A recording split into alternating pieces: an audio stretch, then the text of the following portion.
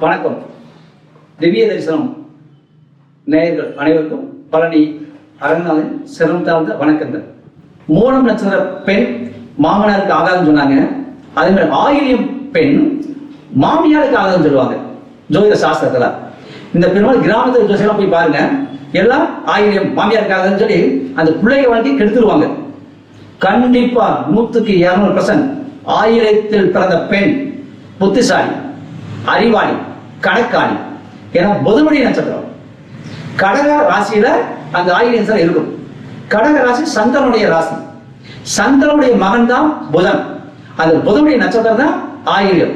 ஆயிலியம் லட்சுமணன் பிறந்த நட்சத்திரம். ஆயிலியத்துல பிறந்தா அவங்க கண்டிப்பா யாராவது ஒருத்தர் பாதுகாப்பாங்க. எப்படி லட்சுமணன் ராமனை பாதுகாத்தாரோ அதே மாதிரி ஆயிலியத்துல பிறந்தவங்க கண்டிப்பா பாதுகாப்பாங்க. மாமியார் நல்லவங்களாக இருந்தால் இந்த ஆயிரத்தில் பிறந்த பெண்கள் என்ன கரெக்டா இருப்பாங்க. மாமியாருக்கு பிடிக்காது. எந்த மாமியாருக்கும் மருமகன் நல்லா இருந்தா பிடிக்காதுல்ல. அதனாலதான் ஆயிரம் மாமியாருக்கு சொல்லுவாங்க. ஆனால் ஆயிரம் அறிவாளி, புத்திசாலி. மாமியாருக்கு ஆகாதுன்னு சொல்றாங்க.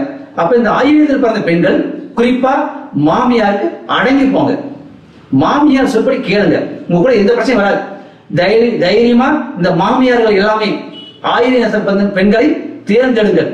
உங்களுடைய மகனுடைய வாழ்க்கை சிறப்பாகும். மாமியாருக்கு பெருமை தரக்கூடிய நட்சத்திரம் ஆயிலியம். இந்த ஆயிலியத்துக்காக என்ன செய்யணும் அப்படின்னா, எங்க ராமர் லட்சுமணரோட கோயில் இருக்கோ அங்க போய் கும்பிடலாம். குறிப்பா ராமர் கோயில பெரும்பாலும் லட்சுமணர் இருப்பார். அங்கெல்லாம் போய் நீங்க கும்பிட்டீங்கன்னா இந்த ஆயிலியத்துடைய தோஷம் விலகும். மாமியாருடைய செல்வாக்கு உயரும். மாமியார் மருமகள் நட்பு கெடாது.